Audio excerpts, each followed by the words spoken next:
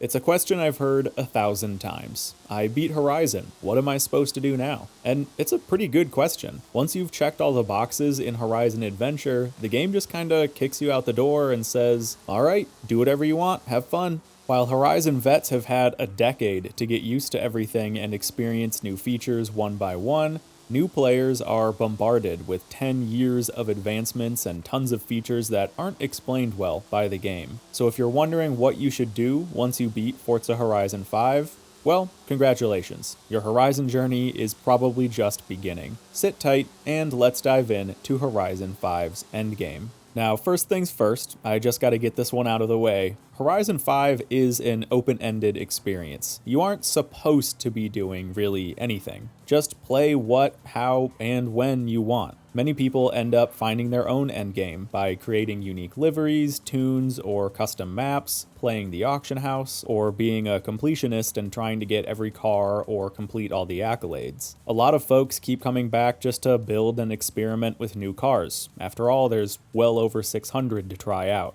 This video, though, aims to explain what Horizon's endgame-focused content is so new players have a better grasp about what options they have, and most all of these things can even be done well before you beat the main game. And for the record, if you feel done with Horizon, that's okay. There's no sub fee, no microtransactions. If you got your money out of the game, feel free to put it down. But if you do want to spend more time in this world, stay tuned, because there are a lot of reasons to stick around. The first and most important endgame feature of Horizon 5 is the Festival playlist. This was introduced early on in Horizon 4 and is the primary source of new daily, weekly, and monthly content. All players should get to know the playlist. It's structured by seasons and series. Each season lasts one real-world week, and a series lasts 4 seasons, or 4 weeks. Every series has a theme, so for example, the theme this month is Horizon's 10th anniversary. Last month, it was all about road trips. When loading into the playlist, you'll automatically be in your current season. These are your temporary events and rewards that only exist for this week. On the far left are your overall point rewards, which usually is one entirely new to the game car and one rare hard-to-get car. You get these rewards by accumulating points throughout the week. All the events earn you points alongside other rewards like clothes, wheel spins, and more cars. You generally need 20 points for the new car and then 40 for the rare car. It should only take about an hour or so to get 20 points each week, and it's up to you how you do it. For example, I always play the trial, which gives 10 points. Then I do the seasonal PR stunts for the super wheel spins, and finish off with whatever else I feel like. Now, you'll also notice there's daily challenges. You'll unlock a new one of these every day of the week, but they actually stay active for longer than just that day. So if you're, say, 1 or 2 points short of one of the weekly reward cars, but the playlist has rolled over into the next season, there's actually a chance you could still complete a few of the last week's dailies to get that reward from last week. You'll also see here the monthly Rivals events. I recommend you always do these. They count towards your point totals and are pretty easy. You don't need to beat the rival the game gives you, just set a clean lap, meaning no wall hits or rewinds. We'll cover Rivals more soon. Now, finally for the playlist, we have the overall series point rewards. These are your rewards for gaining points throughout the entire series or entire month. Also, if you scroll all the way to the right, you can see a teaser of what's coming to the game next month. A final few notes on the festival playlist before we move on: you don't need to do everything here. I practically play this game for a living, and as you can see, my average seasonal completion is less than 50%. I just play what I want to play, get the rewards I want to get, and that's it. And finally, one other note, rewards almost always come back eventually, so don't feel bad if you missed a chance at a rare car or clothing item or whatever. Chances are good it will come back around in another playlist at some point. Alright, so the festival playlist is kind of the only thing that I recommend every single player should do. From here, it gets a lot more freeform. You can play solo, with friends, or against them. Most of what I'm going to discuss for the rest of the video is more PvP focused, but I do want to give a quick shout out to the Event Lab. This is where players can make fully custom maps with special rule sets and it's something I think a lot of new players don't get to experience enough. If you're into drifting, there are amazing custom drift tracks and real track replicas to slide around in solo or with friends. If you want unique obstacle courses, creators like Twisted Knot have made some amazingly fun, unique challenge maps. And even if you're just into standard racing, there are dozens of incredible custom racetracks in the event lab. It can be hard to sift through the lower effort maps, but I'll throw up a list of recommended creators to look for in the video here, and know that you can always check out my Sharecode Showcase series to see new custom maps that I recommend, or keep an eye out in any creator-focused communities. The Event Lab is, in my opinion, a criminally underappreciated feature. There's something here for everyone, and there's constantly new maps being created, so this is a great place to spend your Horizon 5 endgame. Now, let's talk about Horizon's more competitive modes. There are 3 main PvP modes in Horizon 5. These are Horizon Open, the Eliminator, and Rivals. Horizon Open is the game's primary online hub.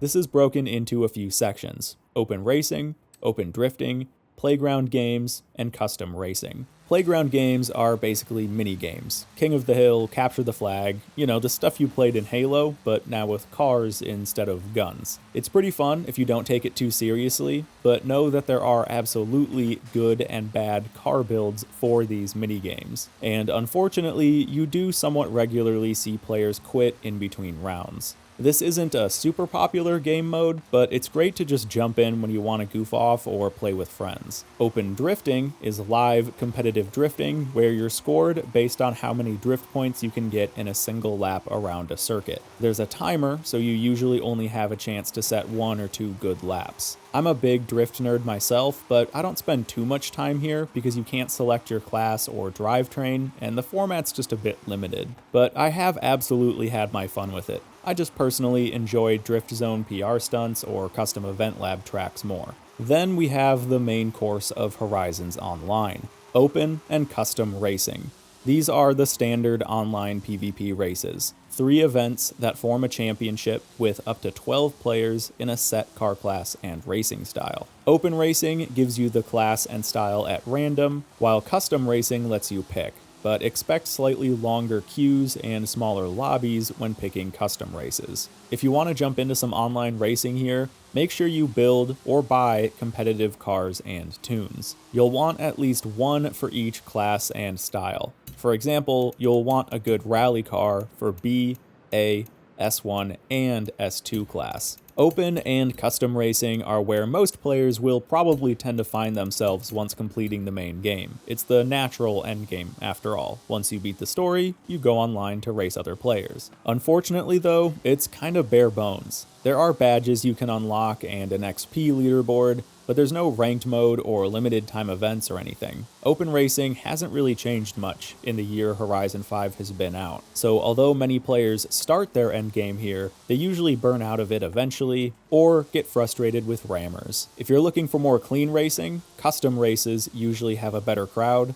or stay tuned to learn where Horizon's real hidden racing endgame lives. For now though, let's back out of Horizon Open and talk about the quite popular non-racing PvP game mode, the Eliminator. This is a battle royale with cars. You load in with a bunch of other players, battle head-to-head and upgrade to faster cars, and if you make it to the final round, compete in one big point-to-point race to the final goal. This was another feature added back in Horizon 4, and although it was kind of met with some eye rolls due to the insane amount of battle royales releasing around that same time, it has really come into its own now. There's nothing else out there like it, and it can really be a blast. I personally enjoy this game mode over the Playground games. Now, it's time to talk Rivals, and for me, this is where a lot of the endgame is. Rivals mode is essentially time trials with an online leaderboard. The game will set a Rivals ghost for you automatically, but you can pick anyone to race against, even yourself if you've set a time there already. You can race on any track in the game, in any class, and see a global leaderboard for every other player that set a time there. This is where a lot of players hone their skills and compete against other drivers. It's a great place to test your car builds and tunes as well.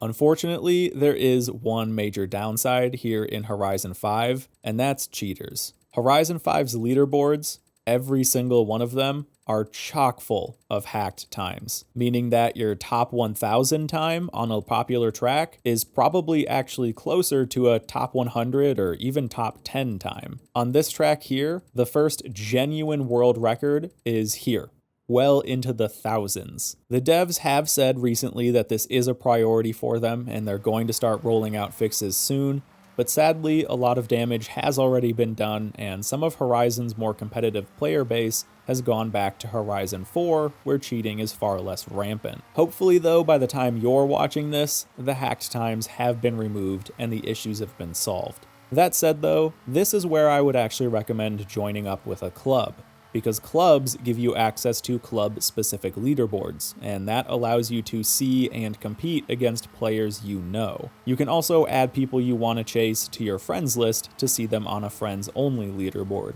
If you like competitive driving, join up with a good club, add some friends on Xbox, and jump into some rivals. And now, I want to talk about Horizon's real endgame. The endgame they don't tell you about, and where you'll find most of Forza's best players. And it all happens on Discord. See, because Horizon's official online racing is just so bare bones and poorly regulated, the community has taken it upon themselves to create some amazing custom racing leagues with teams, custom scoring, persistent leaderboards, endurance racing, qualifiers, live-streamed events, you name it. This is where many Horizon vets are turning to, myself included. There are dozens of amazing racing-focused communities out there. A few of the biggest and best, at least in my opinion, are Team Wars, 1 Hour of Racing, and the Horizon Racing Academy. These are all amazing communities where you'll find good, clean drivers looking to improve their skills and test them against others. Each and every community has its own style, rules, and regulations, but they're all great in their own way. And there's a lot of player overlap between some communities, so you'll start to see some familiar faces. One of the elements you'll also see a lot in these communities is custom maps. If you're sick of seeing the same sprints and circuits over and over in Horizon Open, well, you're in luck, because a lot of these community events use new layouts with custom props, so you'll always be seeing something fresh. A lot of content creators run their own events too. For example, self-promo here, my community runs a fully custom test track time trial with a running leaderboard. We have bi-weekly time trial challenges with custom car restrictions on custom tracks, usually with an interesting theme. And on my Twitch streams, we run custom races in stock cars or with special mod limits, usually on teams.